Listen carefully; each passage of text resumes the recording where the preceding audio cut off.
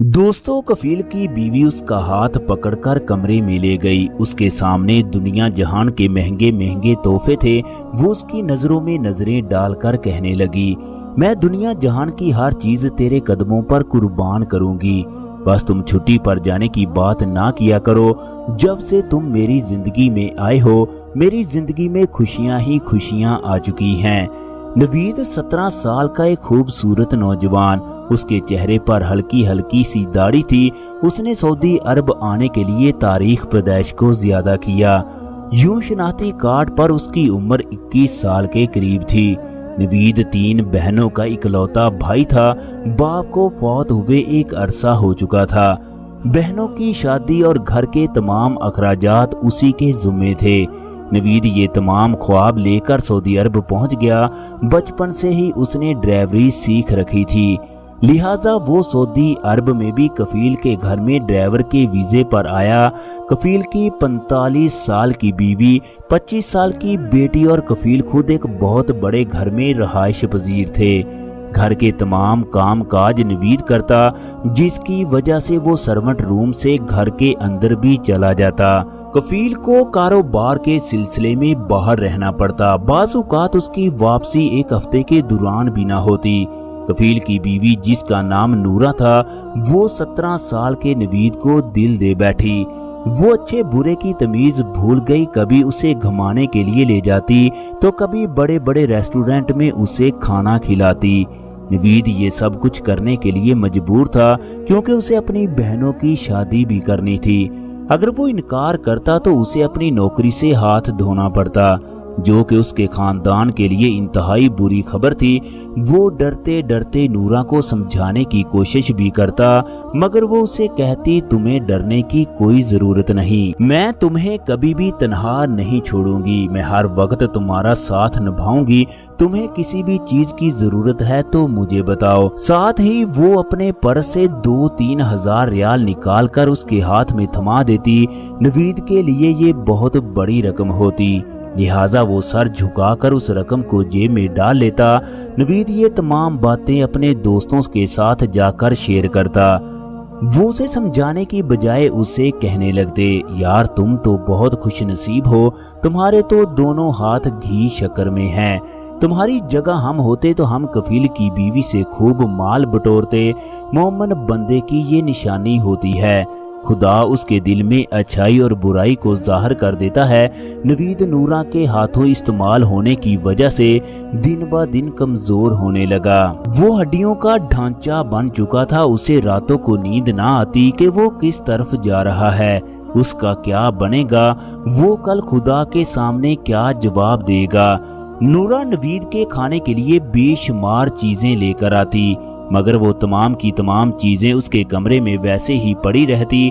नूरा की सहेलियां उसे समझाती, अपने ड्राइवर से दूर रहा करो, वरना तुम्हारा अंजाम अच्छा नहीं होगा, तुम उस छोटे बच्चे पर रहम खाओ। मगर नूरा को हर चीज उस बच्चे यानी नवीद में ही नजर आती। एक दिन कफील की बीवी नूरा नवीद के कमरे में मौजूद थी।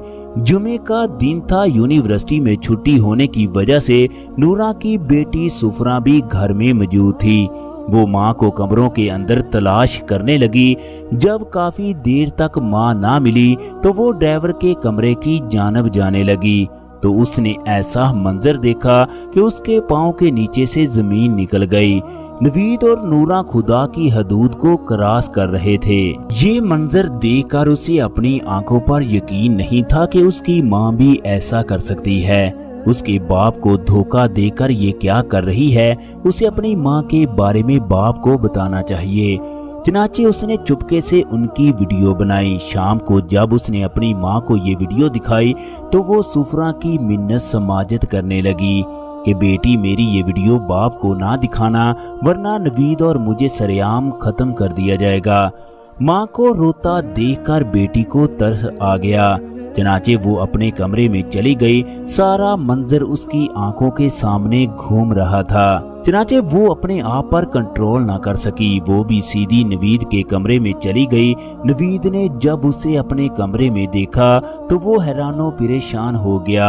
चनाचे उसने भी अपनी माँ की तरह नवीद के साथ अल्लाह तबारक व तआला की हदूद को क्रॉस किया। अब कभी नवीद को माँ पकड़ लेती तो कभी बेटी। वो ना चाहते हुए भी सब कुछ कर रहा था। इस तरह करते करते 1 साल का अरसा गुजर गया। नवीद ने अपने बहनों की शादियां की, घर के हालात अच्छे हो गए। उसे घर से निकले हुए 2.5 साल का अरसा हो गया। माँ ने कजन के साथ उसकी मंगनी कर दी, जबकि वापसी पर उसकी शादी की तारीख तय पाना थी। मगर कफील की बीवी और बेटी उसे वापस भेजने के लिए किसी भी तौर पर तैयार नहीं थी। नवीद ने उनकी मिन्नत समाजत की, मेरी वालदा मेरा इंतजार कर रही है, मैं वालदा से मिलकर जरूर वापस आऊंगा। जब वो कफील के पास छुट्टी के लिए जाता, वो उसे कहता 4 महीने के बाद छुट्टी पर चले जाना, अभी घर में काम की वजह से मैं तुम्हें छुट्टी पर नहीं भेज सकता। इस तरह नवीद मायूस होकर बैठ जाता। उसे इस बात का पता था अगर कफील की बीवी ने इजाजत ना दी वो छुट्टी जाने के बारे में भूल जाए।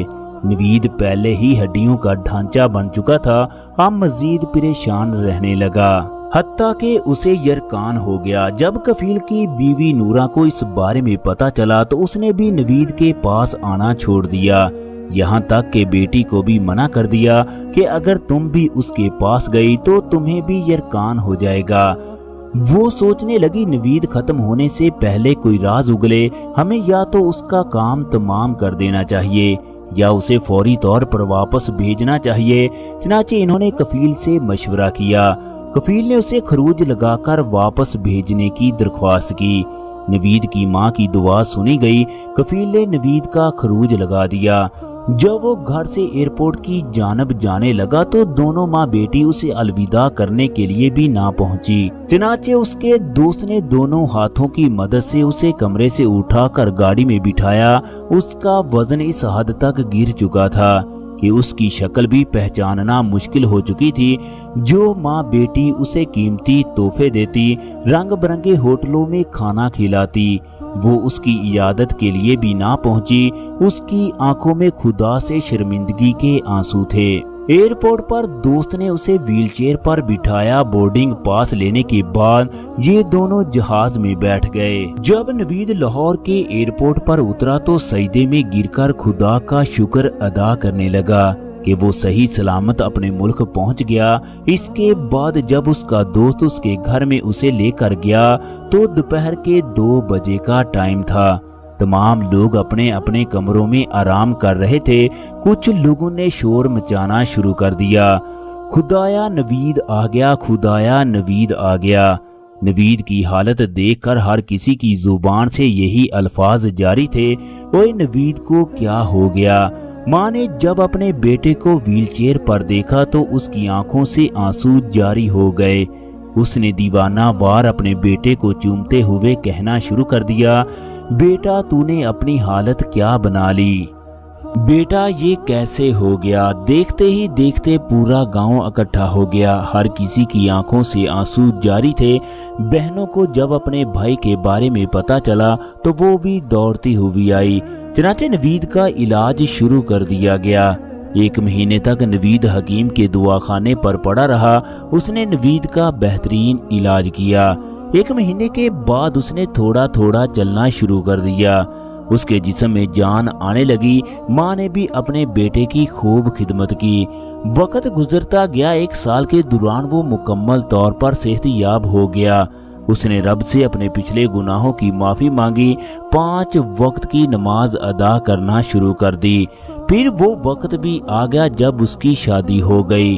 ख़वातीन व हज़रात, सऊदी अरब में बेशुमार लोग ऐसे हैं जिन्हें इस तरह की मुश्किलात का सामना करना पड़ता है। वो कभी कभी ऐसे हालात में फंस जाते हैं जहां से निकलना उनके बस की बात नहीं होती। खुदा से दुआ है वो किसी को इस तरह की आजमाइश में ना डाले।